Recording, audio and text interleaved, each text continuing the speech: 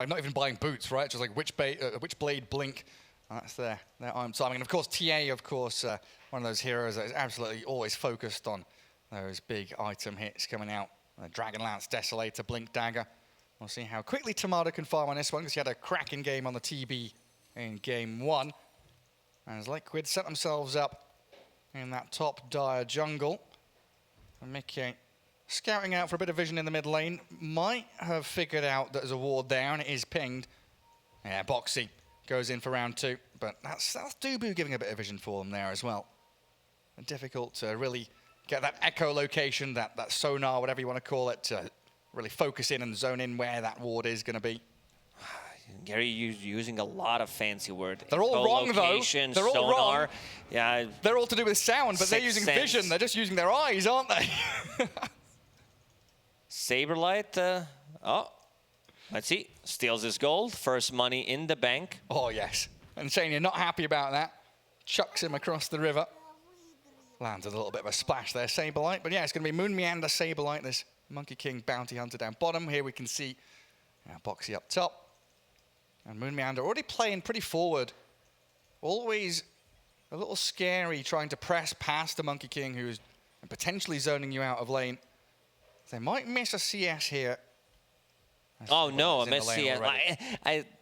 It's one of the worst feelings for me. First wave, you miss first CS. It's like, oh no, I'm going to have a really bad game. Yeah, like not even kidding. Gets under your skin, but these are pro players. They know how to sort it out in the right mentality, in the right mode.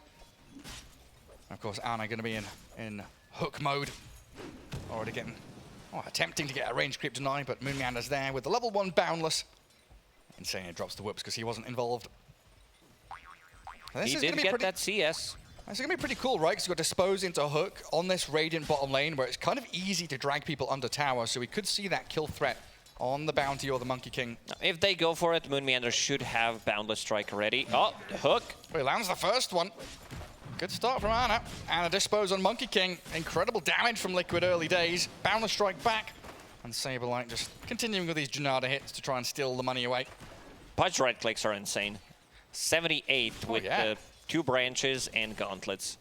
Big wave approaching, so they need to be a bit more careful. Insania does have a stick and a Fairy Fire, but once they hit level 2, there is a kill threat. Also, Moon Meander does have a point in Jingu, and now they hit level 2 as well on side of Liquid.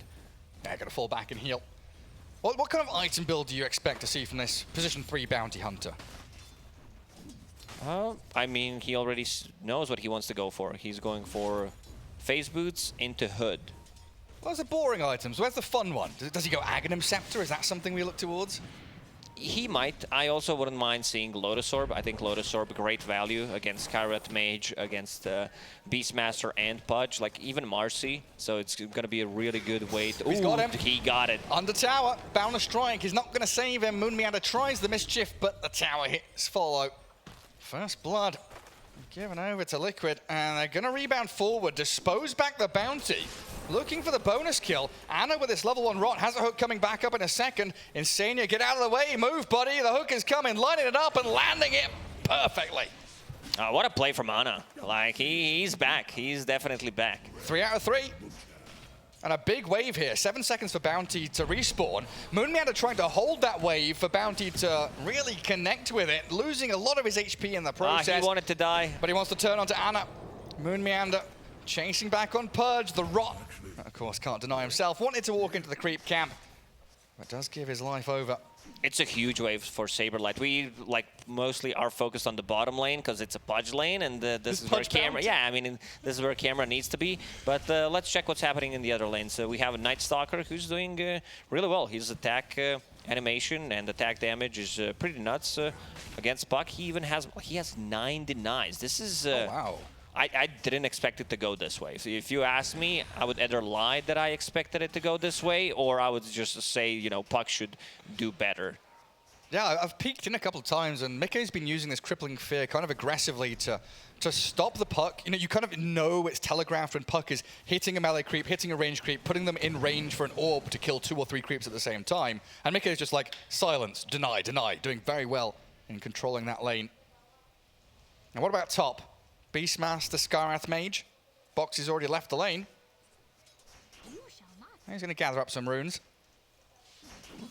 But Tomato's Tomato having a free farm, yeah, absolutely. I mean, he did have it in the previous game as well, and yeah, now 26 CS, 3 denies, getting some extra levels. They need to pull the lane back.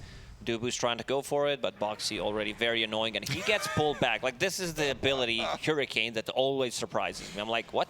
Oh, man. A 4-staff? No? Just getting dragged all over the place. I've seen some pretty cool clips of, Chens with double wild wings, using them as a defensive tool to save people, get them out of danger. But we've also seen there was a Chaos Knight clip where he was pushed down to low ground into the middle of 3 people. Spooky stuff can happen. Yeah, Boxy playing this kind of floating Skyreth Mage now. He's not sat in a lane. He's getting some wards down, got the bounty rune, collected the water rune. So that's pressure on the puck, of course. And the threat of the Sky being off map is always incredibly scary. Absolutely. He is level 3, doesn't have a point in Ancient Seal. Like, if he wants to gank the mid lane, like 1 value point is definitely good, but Night Stalker has one. He's also getting very close to level 6, so the damage output's going to be pretty nuts. Back on bottom. Another good hook, just to keep them in place, but the Boundless Strike. Well done by Moon Meander. Always able to help out his buddy Saberlight, get some good damage onto Insania. Well, it's a pretty nice combo, this, with Sidekick and Rot, right? Because you're doing damage to yourself, but you're kind of healing it back up when you're hitting and life-stealing off that Sidekick from the Marcy. Yeah, absolutely. I mean, Marcy as a position 5 is super strong in the lane, especially if you decide to put more points in the Sidekick. Insania was trying to find an opening, does have 2 mangoes. Yeah, gives it a good old shot. I just realized he's got Tiger's Instagram as his sponsor tag there. Good shout out to his ex-teammate. Well, it's always nice to see that, right? The love between players when they leave the team, there's still that brotherly hook right in between.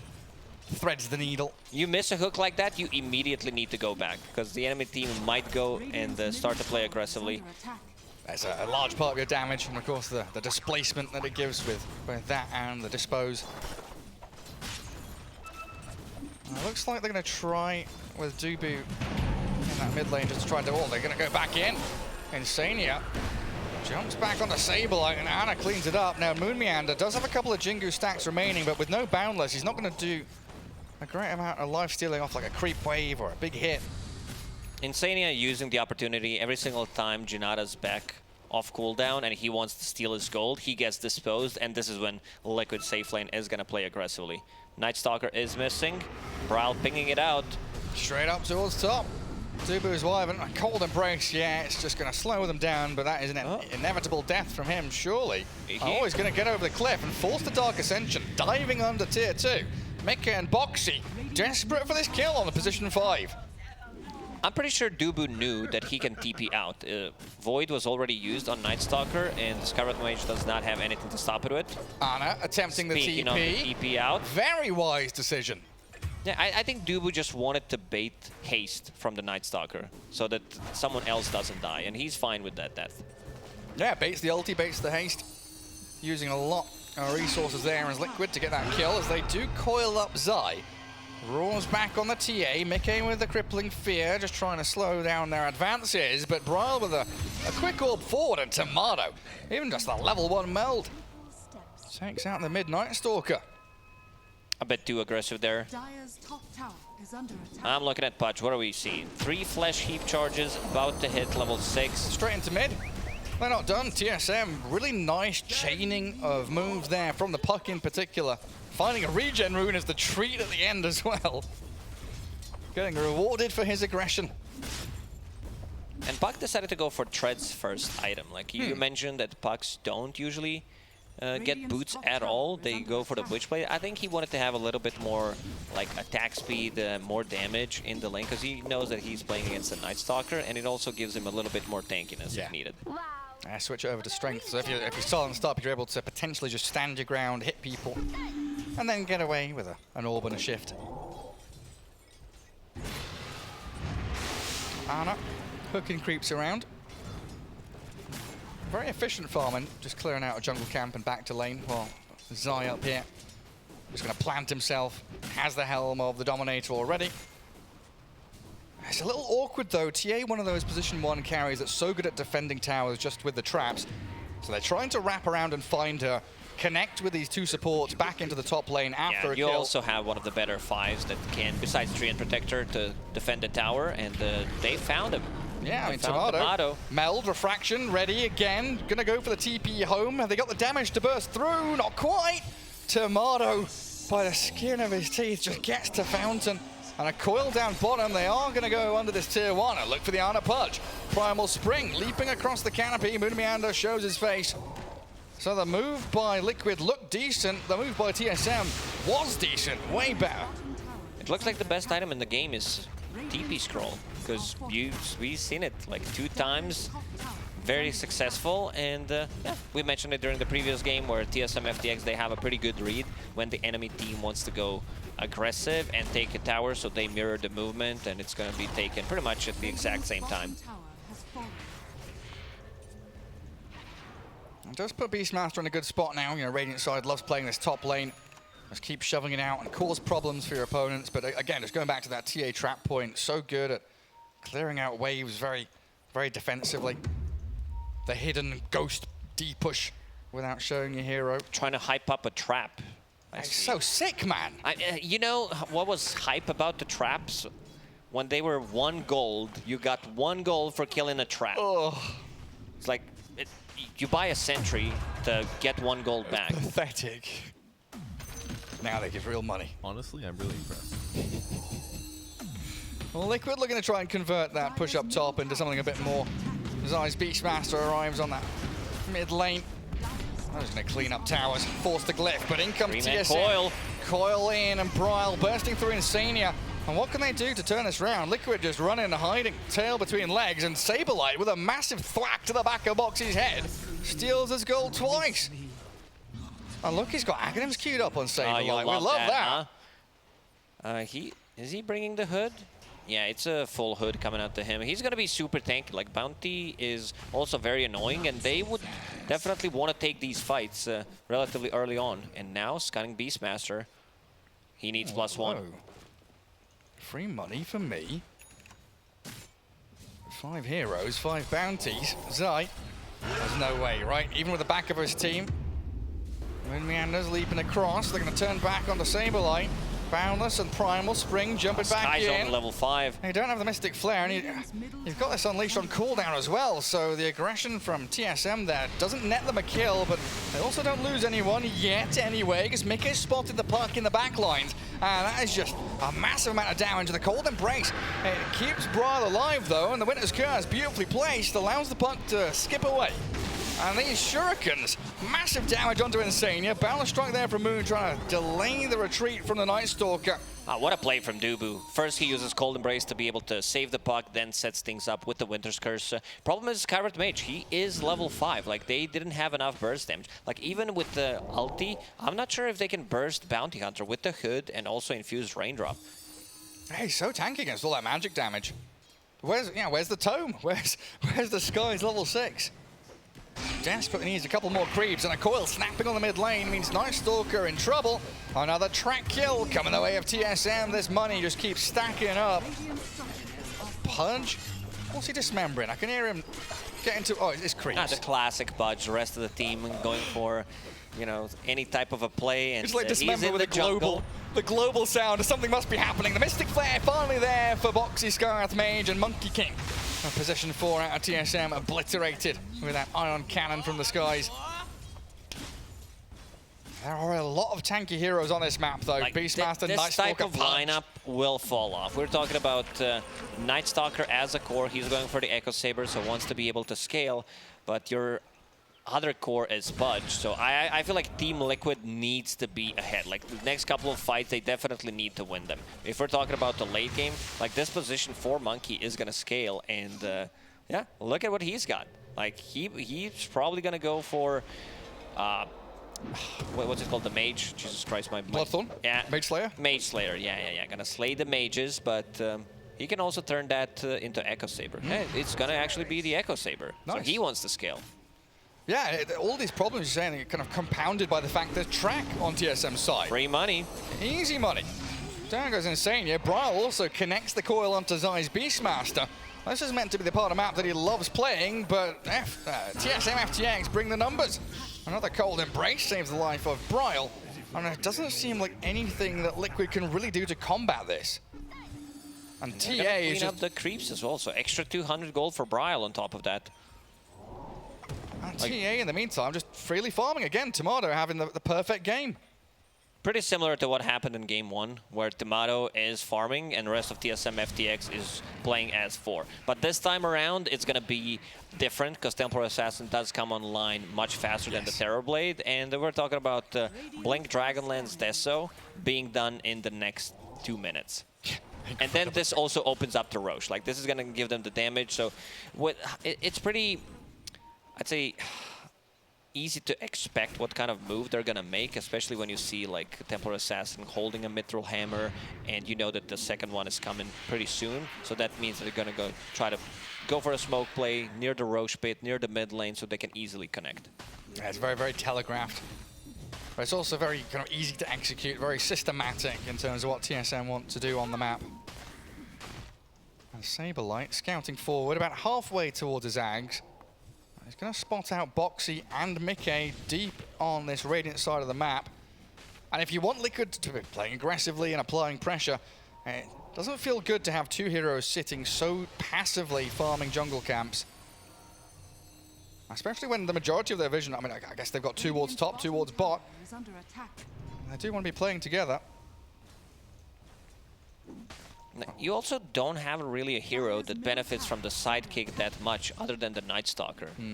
Like if we talk about the Pudge in the laning stage, it was nice. okay. Yeah, it was nice, but Beastmaster doesn't, Skywrath Mage doesn't. So like the scaling on their abilities is not going to be as good.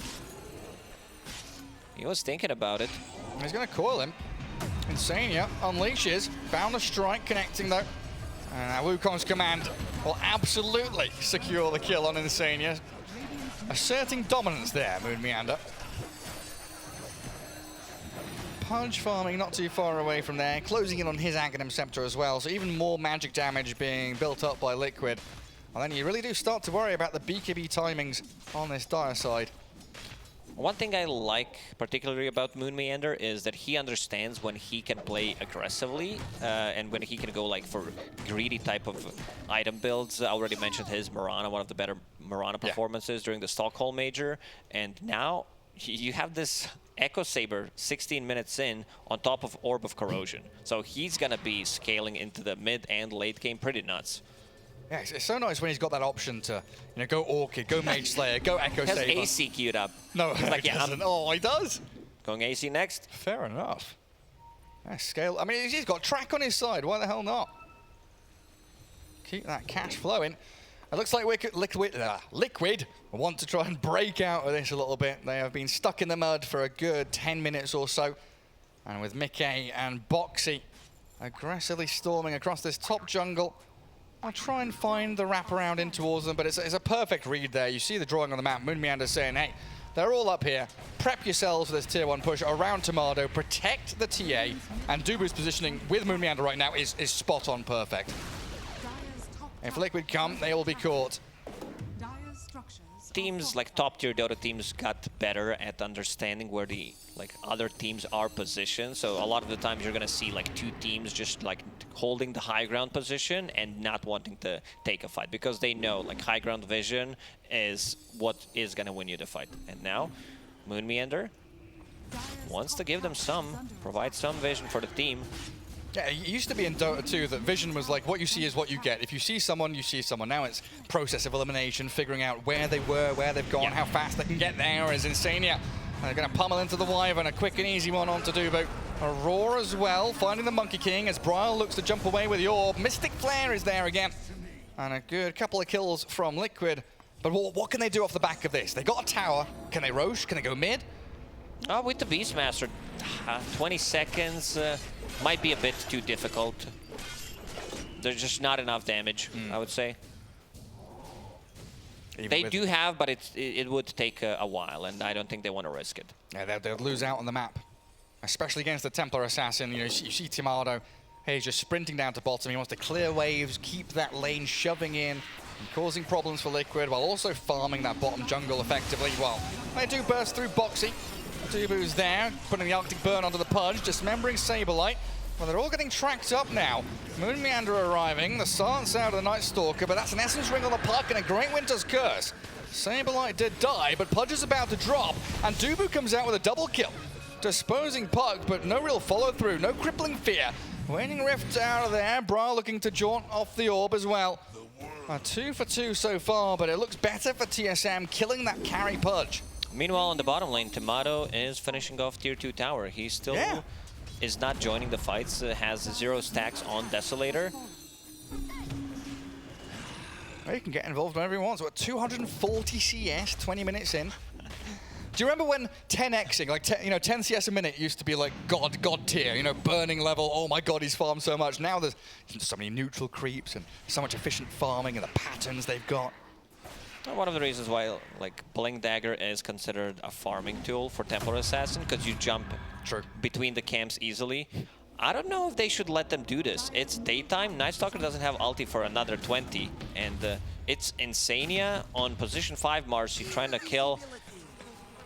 Like, he's the damage dealer for Roshan. They do have drums, which he's gonna pop immediately, and Helm of the Overlord. He is the right clicker.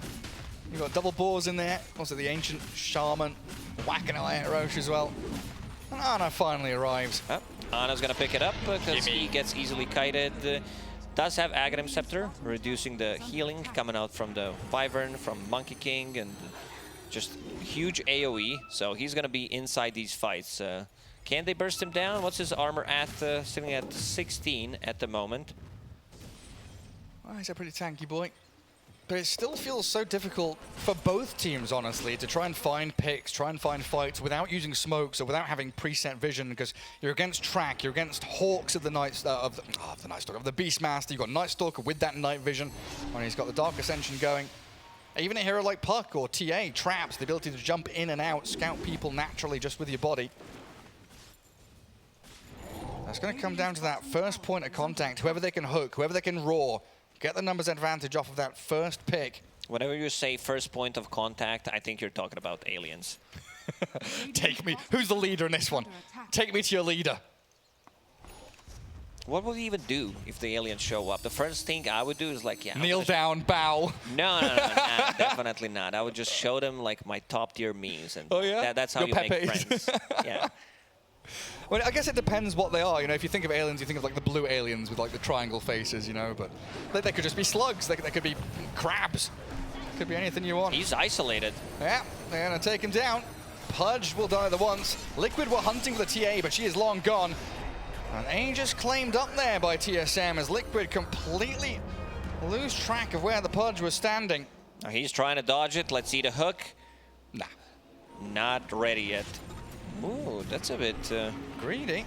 Greedy, yeah. Half HP, and he's been burst down. Ana, way out in the open, no man's land for him, and the rest of Liquid disjointed. I think the big reason why this happened is Tomato drew 3 heroes to him, and then TP'd out with the Aghanim Scepter, so they knew exactly where they were standing. And now, Bounty Hunter being super annoying. Yeah, the hunt is on, tracking everyone. Oh, it's on. I see everything Liquid are doing. And they don't have any dispels yet, do they? There's no Lotus Orbs, there's nothing like that to try and clear off that track. Can't even go out and smoke across the map. Double wards from TSM watching this mid towards bot lane as well. It feels like quite a simple way. Again, the way that TA draft usually play, quite straightforward, and TSM following that rule book perfectly. And they will finally smoke Liquid. We need to get some more of these raw Mystic Flare combos going.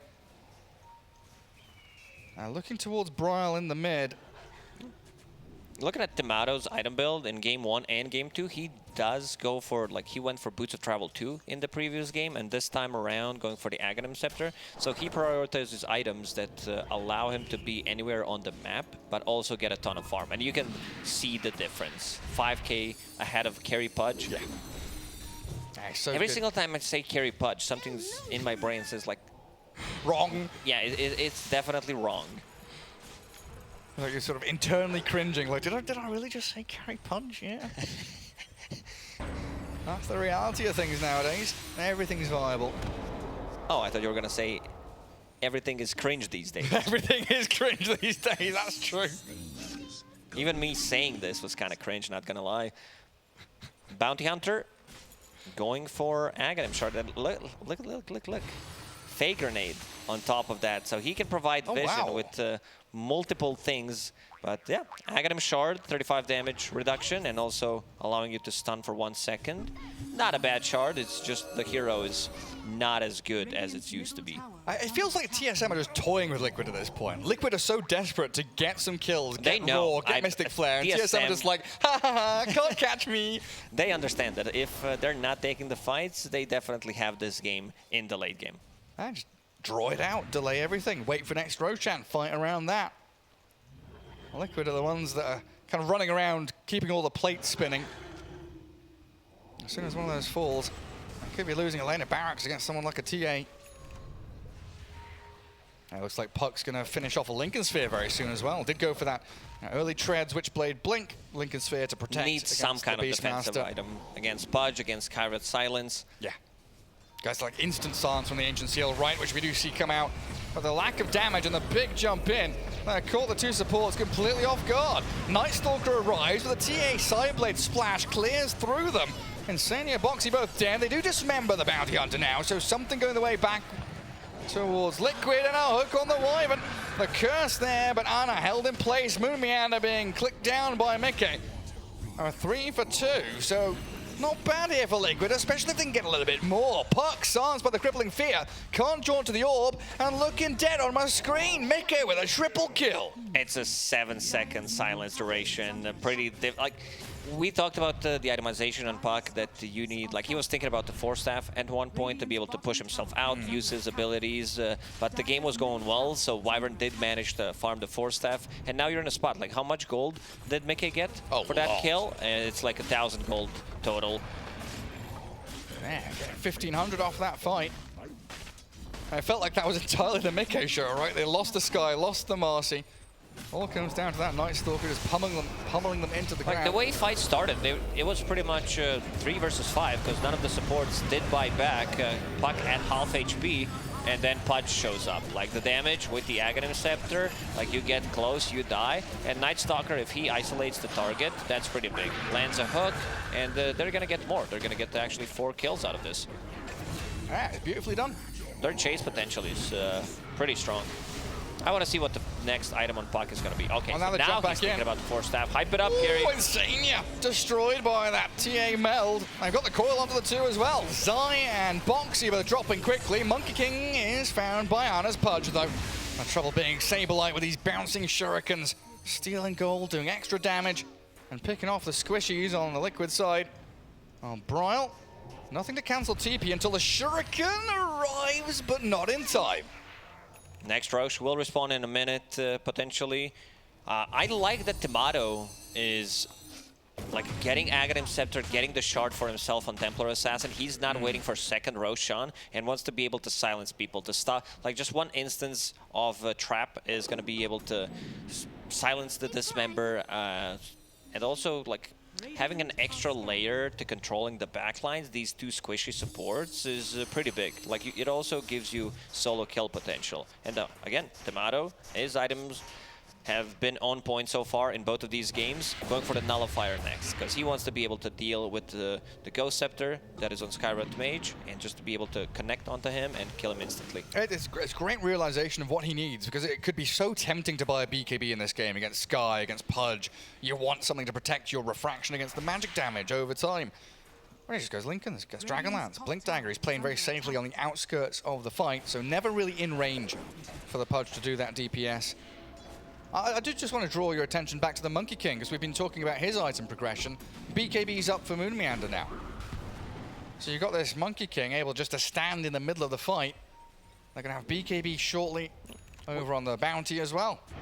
And I mentioned the Mage Slayer, but he decided to go for Echo Saber, farm up with it, then disassemble, get a BKB, and now he wants to go for Mage Slayer, potentially a full Bloodthorn to synergize with the Wyvern ulti. Like, it's a lot of farm, but if you get it eventually, you know that whoever gets cursed dies. Yeah, I mean, both Dire supports right now They are really outrunning, outstripping the Radiant supports in terms of net worth. And net worth keeps increasing, because Timato is a beast on Templar Assassin. He's causing a lot of issues on this bot lane, because it's constantly pushed in. And doesn't need to care about initiation from the Beastmaster, nor Pudge does have that Lincoln Sphere, so he can say, whatever, I'm out. Just keep that pressure on, force Liquid to come back, maintain the lanes. Moon Meander spots the Sky Courier, so they know the fact it's heading over towards this top jungle. Liquid are going to be setting up base camp around the top outpost. The vision again, though, from Dubu could be the aspect that turns it back in their favor, but both teams playing under their aggressive wards very carefully. And now they're in this position where nobody wants to make the first step, really. They both want to wait for the opponents to come to them and then react with their spells. Saberlight's going to start chucking tracks out onto people. He wants to be able to see where they are. So, anything big coming up?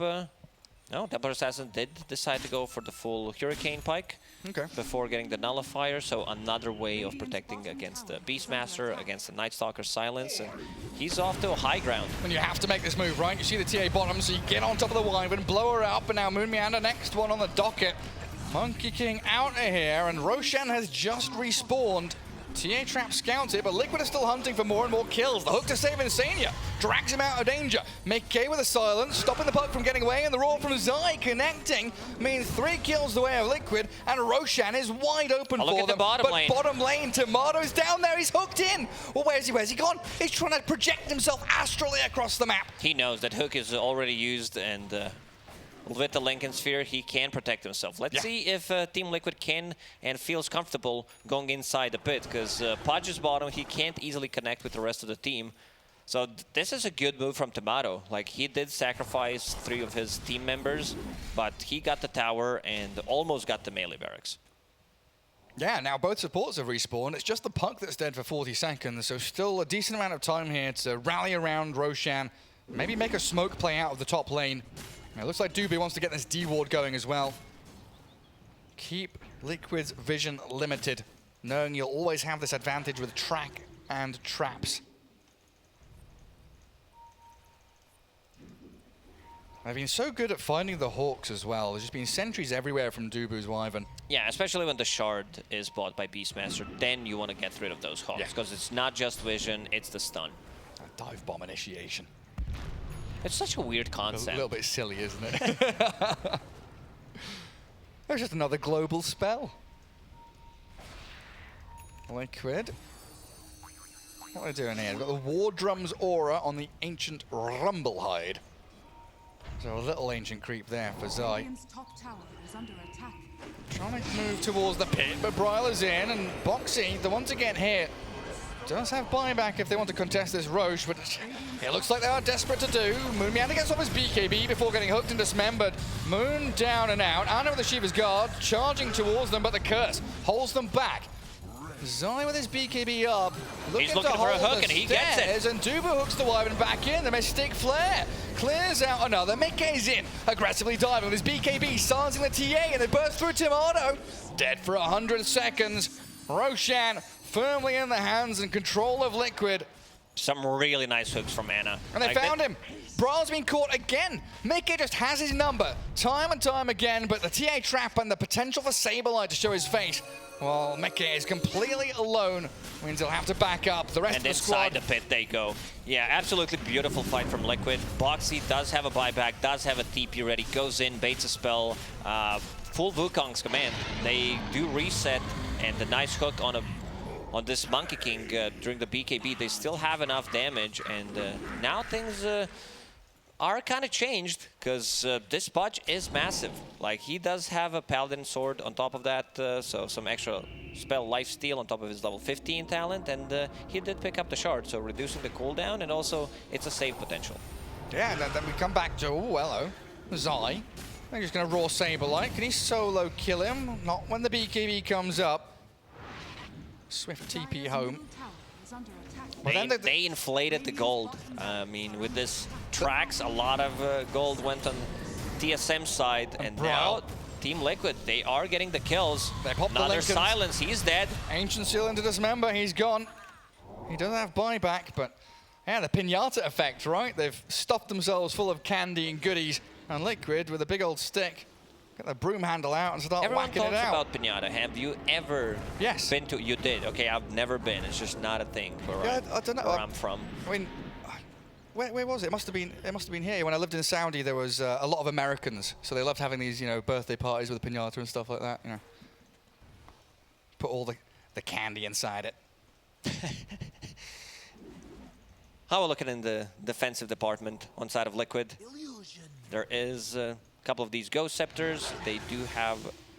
I saw someone queuing up a Lotus Orb.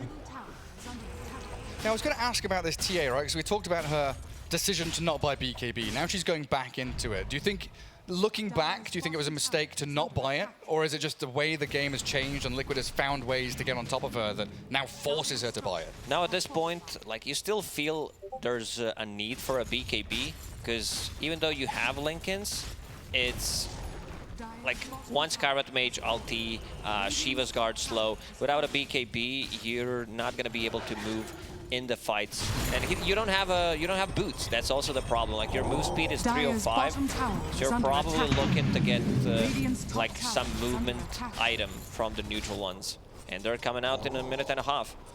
Now let's see what they can pick up. Liquid. I mean, they could swap things around because there is Spider Legs on Bounty Hunter. Oh, you're right. Yeah, maybe she could do well with those. Just holding on to that Mind Breaker for now, as Liquid claim the bottom tier 2. Looking to plant themselves in that dire triangle, but also TPing back. Ooh, that was close. They tried. Providing vision. And Mickey with his gem, still lurking around top. Going to find himself a sentry ward. No real observers from the dire in this area, though. And the vision, which we've been praising from Doobie, it's all been cleared out. They've got not a single observer ward out on the map. So Liquid can start using this. Again, they are very good if they see an individual target to find that pick-off, especially if Xayah and Boxy play together, holding hands like they are now. They're very deep. Not going to spot anyone, because Saberlight, well, he's hunting couriers. What's that going on? You know, when Bounty starts doing this stuff, you know you're in a bad spot. We're talking about the early game where you're super annoying and got nothing better to do, or you need to play this kind of guerrilla warfare. Yes, the maybe next time strat, right? Oh, yeah. The old ad finem, we're behind, we didn't do too well in laning stage, but we've got a bounty hunter who can snipe couriers. There's still 6k gold ahead, but it definitely doesn't feel like it. I feel like Liquid is controlling this game. Coil misses. Well, they're trying to stop the TPs back, because bottom lane is trying to be pushed in. They'll focus Ana, but he's got Shiva's E-Blade, Hook misses, BKB out Saberlight, turning it back on his half HP Pudge. In comes the rebound, the help with the Lotus Orb, but Ana, he's going to lose that Aegis regardless. Bottom lane was defended by the rest of Liquid now, as they will move into position to protect the Pudge. It's a lot of commitment. You see how tanky he is. One good thing for TSM FTX is they planted a deep observer ward inside their base. Refraction was up, so he gets the blink out, the hook not on the mark. They miss out on that one. So yeah, this observer ward inside the base is gonna allow them to split push more efficiently. And yeah, he got the ninja gear, some extra movement speed, not too much, 25, but also a lot of agility. And give himself some safety with that self-smoke, away from Hawks and the such.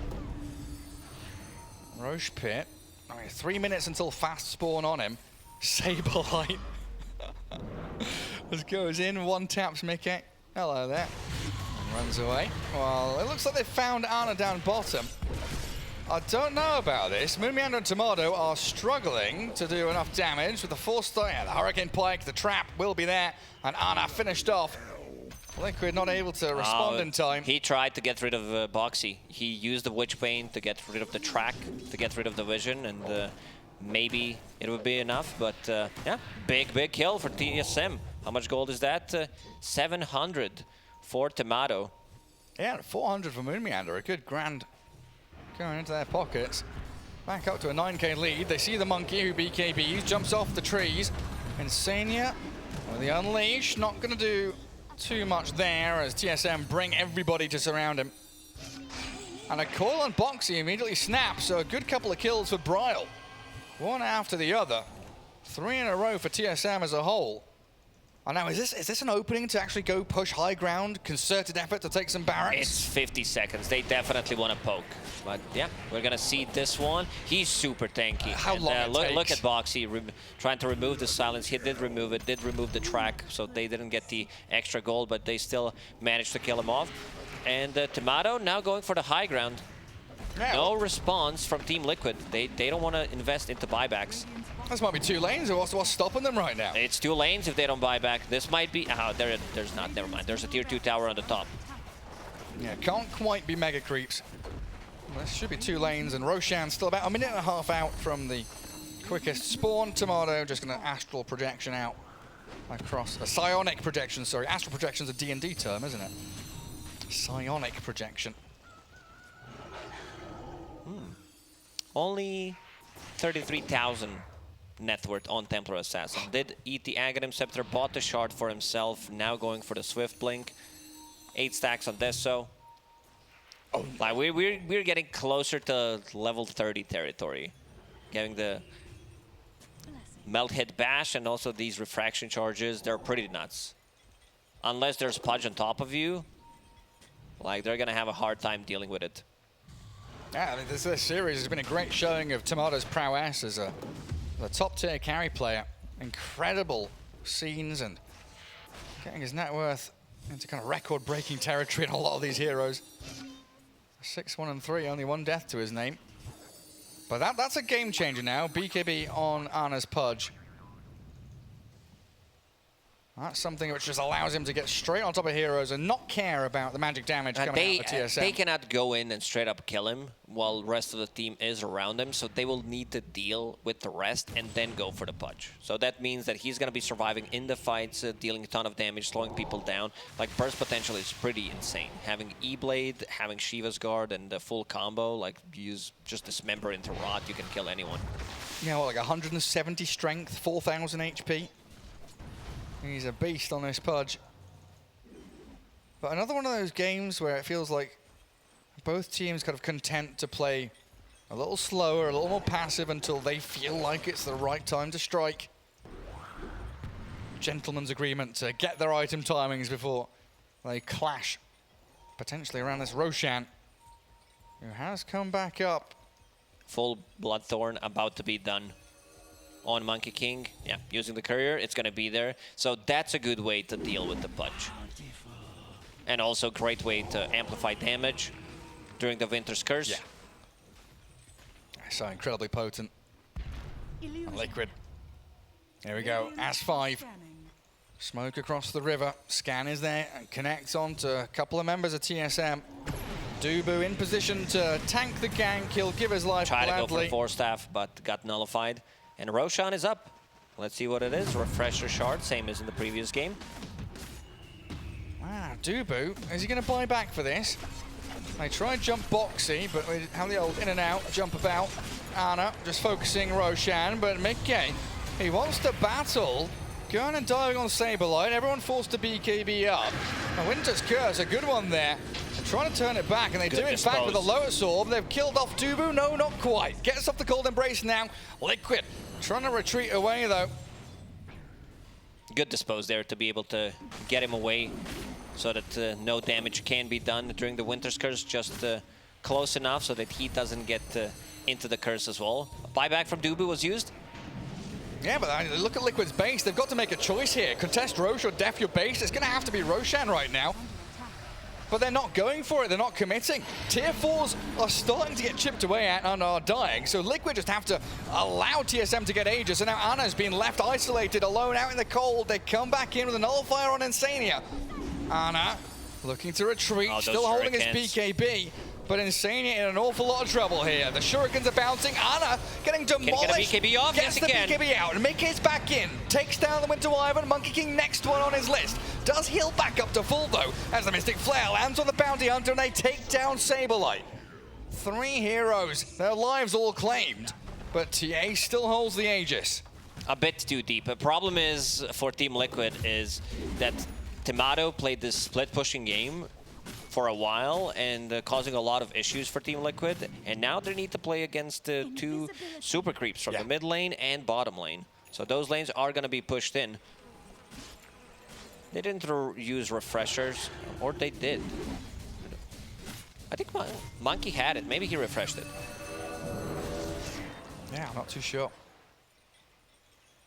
It was that. Nobody else. Oh, there it is. Oh, it's in the courier. Because Monkey had the cheese. He healed up pretty quickly. Like, one of the reasons why Puck is such a good hero right now, first pick material, first ban, is because he scales so well into the late game. We're talking about, you know, Octarine getting level 25, Dream Coil pierces magic immunity. So that's a good way to execute the combo from the Monkey King. It's pretty nuts what this position 4 Monkey can do, like with just the Wukongs. And Puck doesn't even have the shard yet, right? I could see this Revenant's Brooch with Aghanim Shard on the Puck do a tremendous amount. Insane, you're just going to jump away from that TA. Zai that tries, was close. Nearly had him with the Wild Wing Tornado. The Hurricane. Interesting choice. Puck deciding to go for Revenant's Brooch. Yeah. This is the item that it's pretty good in the late game, but not as good against the Pudge, I would say. You know, having that, well, maybe. I'm just thinking, Gary, how much armor does he have? 35, and he has 25 magic resist, so.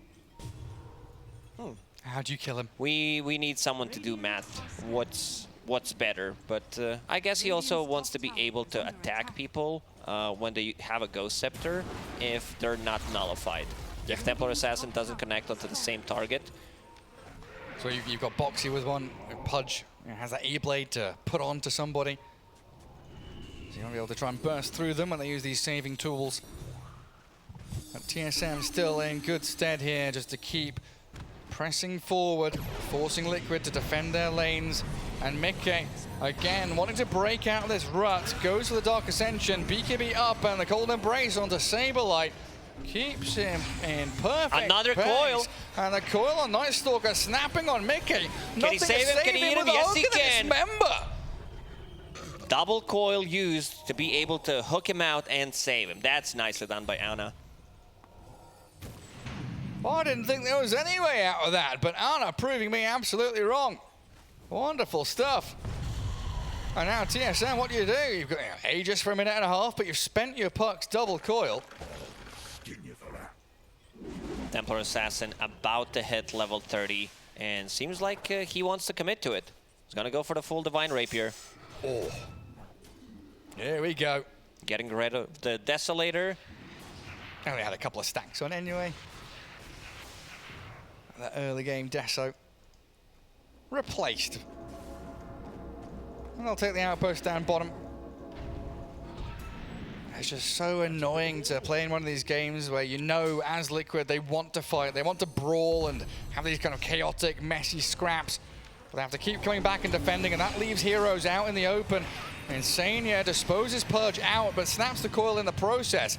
Ana BKB'd and whiffs the hook. Moon meanders in, Tomato with a meld strike, but look at Mickey diving onto the Puck, looking to solo down onto Bryle, and the Roar, yes, it's returned, and the Golden Embrace heals him up, so Mickey can't get the job done.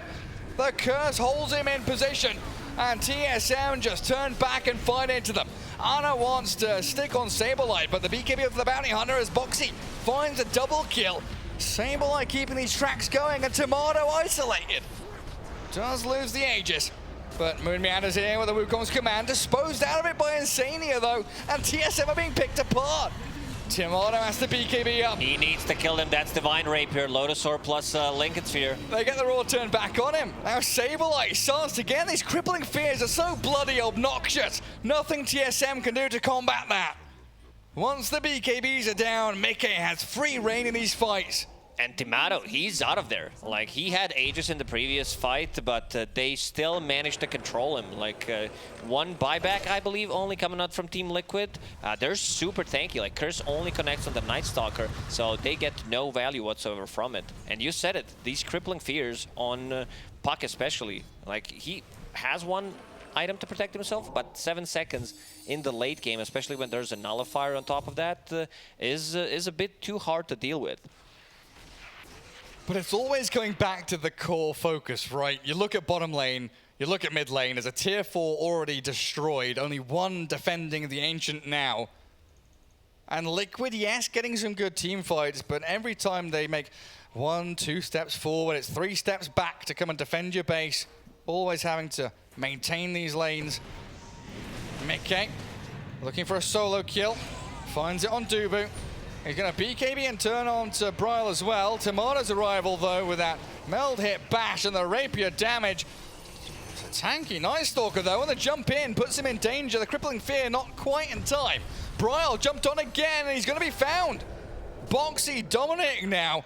As Liquid come and connect he bought with back Night in the Stalker previous fight. so 6.5 minutes. It's time for Team Liquid to go and see what happens on the mid lane. Bottom lane is going to get pushed in by Tomato, so you got to be careful. I mean, he does have psionic projection and also does have a rapier.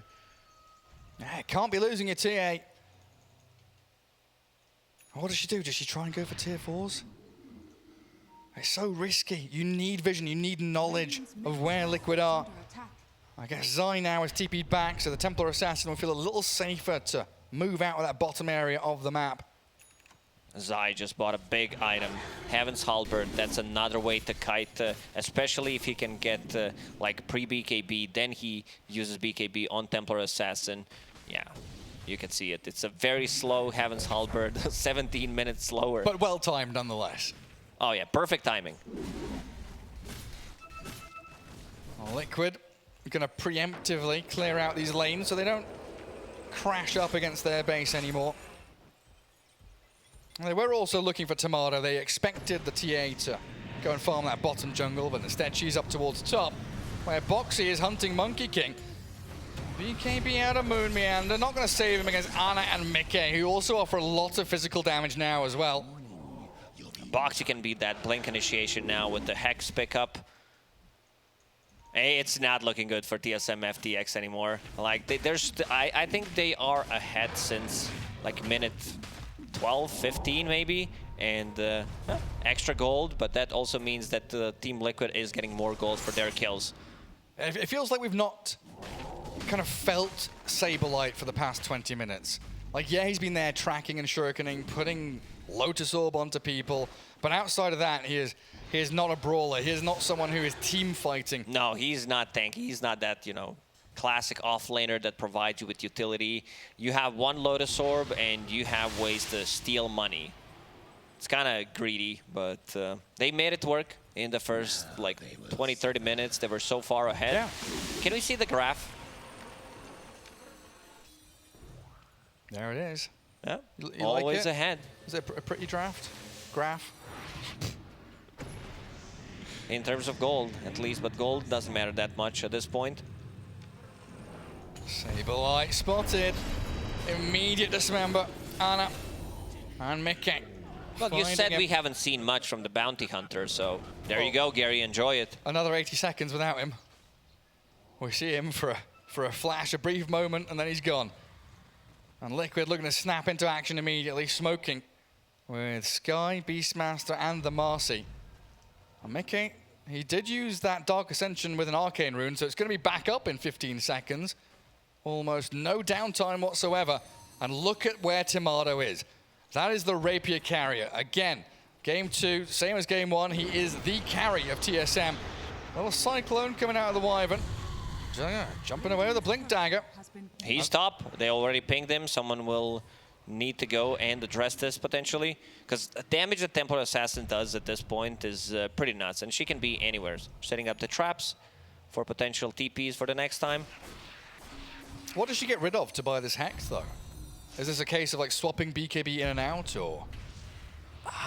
When you have Rapier, I feel like you want to have a BKB. Yeah. Oh, going inside the pit. Ooh. Ballsy move from Tomato. I don't think they're going to get a good read on this.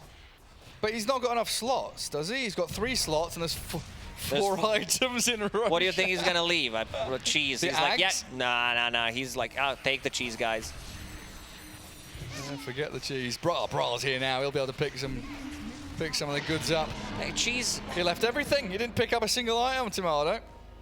Cheese in the late game is so underwhelming when we talk about like Spirit Vessel, Shiva's Guard, Scotty's being built. Like you just don't get the value from it. That's pretty pathetic. Just sell it for the 500 gold. give it to your Wyvern. Here you go, buddy. Oh, Liquid. Doing a great job still cementing their position in this dire triangle. Going for a double movement onto these lanes, keeping them near the dire base, so that split pushing effect from the TA is at least halted for now. But maybe a breath of life there with that Aegis steal from TSM. A way for them to get back into these team fights. Bryle has been ruthlessly focused by Mickey every single time, having a second life here. Might give him the safety he needs against the crippling fear.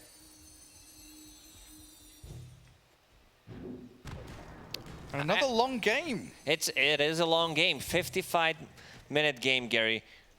We're getting closer to tier 5 item territory. What's the big one? What's the one we're looking for? Giant's Ring, Giant's Ring. Give Push the Giant's Ring. I mean, that's a big one. If they want to go for the split push, maybe on side of the TSM FTX, I would say get the Necro Book, or like potentially Deso 2. Or maybe like an Ex Machina for double BKB onto somebody. I mean, Ex Machina is the best neutral item. It's just goated item. I mean, things like Mirror Shield also are pretty good, especially when you play against Skyrat, against the Podge Beastmaster. Yeah, the amount of Lincolns and Lotus Orbs we've had absolutely shows that. On side of Liquid, what do they need besides Giant Ring? Well, Mickey, he needs to jump in and find this Monkey King. Cold Embrace comes, so he tries to change target. Realizes that with the coil there, he's got to focus in, but Boxy's been blown up, and TSM, they are swinging this one back. Insania caught out by the Shuriken Boundless Strike. Buybacks available over on both of them. Top lane is in a good spot if they want to go for the push. We'll see if TSM make that aggressive move, because we have got double buyback, and Liquid are preparing themselves to use both of them. Mickey clearing out the top wave.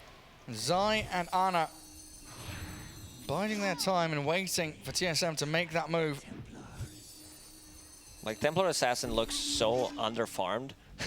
Has a Moon Shard, has a Ethan Aghanim Scepter, and a Shard. 50k. 51,000 net worth in a 56-minute games. Has to be KB. Let's see the hook. Can he land it? He was looking for it. And Bryle with his Aegis, just the freedom to go up towards high ground and not really care about anything. Yeah, it's Templar Assassin closing in on 1,000 GPM again, 2 games in a row. Spectacular stuff from Tomato. But still no close to this game. TSM not comfortable going back up to high ground in a 5v5 scenario with that. Just wait for the next Roche. They just killed it. Wait for another 5, 7, 10 minutes. Get tier 5 items. Tia's been running out of slots, Garrett, for like last 20 minutes, I would say. Oh, there's a gem on the floor there as well. Whose is that? That one Boxy was holding, maybe? Must have been. Nobody's grabbed it. Radiant are scanning. But yeah, when's Dota 2 going to add the option to go to the shopkeeper and say, hey, here's 10,000 gold, let me buy an item slot? That would be too powerful. Imagine having an extra item slot. Wait. Right now, having something like Daedalus for Templar Assassin. 20,000 gold. I'm down. I'm down for like 15, 20,000. Yeah. Could make things more interesting. What if you could pay to swap one of your spells? What do you mean? Like, you take Puck's spell? Well, You're like, yeah, I need a phase shift on Templar Assassin, so you pay 15,000. Yeah. Or Sleight of Fist or something like that, you know? You play too much turbo and ability draft. We're definitely going to get a boots slot next patch, though, aren't we? Everybody needs boots. Everybody needs boots. Hello, Tomato. That's a big one. Has a refresher. And the blink away. Doesn't even need to refresh and BKB again. Now Ana gets his own BKB off, faces off against Moon Meando, who's trying to Wukongs, but can't really figure out whether he wants to or not. Went to Ivan in the meantime, being cleared out by the Night Stalker. And I found the Monkey King too. Mickey, what a continuing game! This beyond what a series so streak. far. Incredibly close between these two teams, Yeah, just you back and don't forth. know who's gonna win. Like, one team has 20,000 net worth lead, but that doesn't mean anything at this point of the game. Nullifier. Yeah, they found Mickey now. Again, just swings and roundabouts. And they found another gem. Saberlight holding 2 gems, hoarding gems at this point. I don't know what's going on. Are we just completely wrong every time we open our mouths, or is Caster's curse? We're like, they're comfortable, they're ready, they're not ready, they're ready, and the opposite happens. Everyone just brawling and fighting when we least expect it. Bryle, he's going in solo. Tomato, gonna try and join him now. The 2-man coil will snap onto Zai and Anna. They do get Puck out of there. Bryle escapes. Tomato slipping away as well. But I said Bryle escapes, and he's just diving back in aggressively. Look at him go. Well, in the meantime, the tier 4s are taking a beating from the creeps. Liquid. Slow death, Once I would more. say. Next Roshan may respawn in 2 minutes. We need another big item on Saberlight. He is going for the Hex. 2 Shuriken toss charges as well on top of that. So gonna be a lot of damage, gonna be a lot of mini stuns. A deadly shuriken.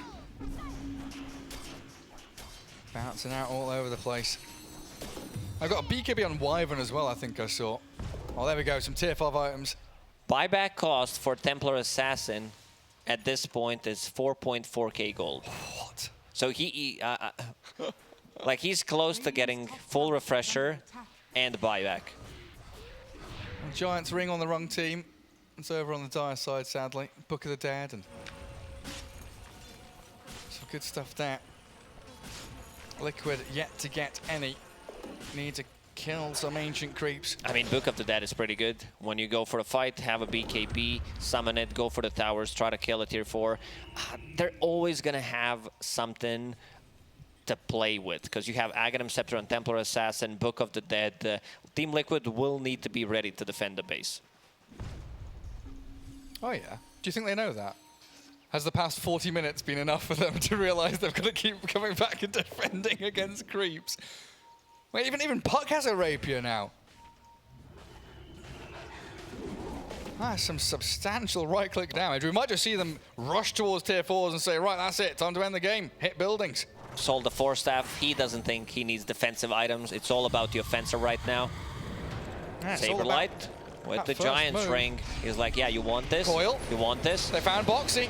Dead with buyback. Nice Stalker, the next one to target, but the Dismember eats him up. Goblin and jumping away. They try the dispose play to move Anna out of danger, but they've got Saberlight and Moon Meander tracking back. Nice Stalker back in as well. Silencing in onto 3 of them, but the BKBs, the shiny golden gods of TSM, able to stand their ground and burst through Mickey. Insania will follow him into the grave. Oh, the knockback. And TSM just charging straight into the Radiant base. Anna dead to the side blades in from the TA. And 2 buybacks come out of Liquid. Insania doesn't have one, and that hook landing might catch Bryle, but they don't have the follow through. Mickey trying. He's looking and hunting. Gets the rapier and picks it up, but he's dead for 2 minutes now. Anna with a lot on his shoulders, unable to withstand the damage out of this Templar Assassin. The time has come. It's time to close out this game, Garrett. 62 minutes. It's taken a while, but Liquid are running out of options. No buybacks remaining. Zai and Boxy will give it all they've got, but Tomato proves indomitable. The impregnable base of Liquid has been taken over. And they call it GGs are dropped in the old chat. Yeah, I mean, what a wild series. Back and forth, TS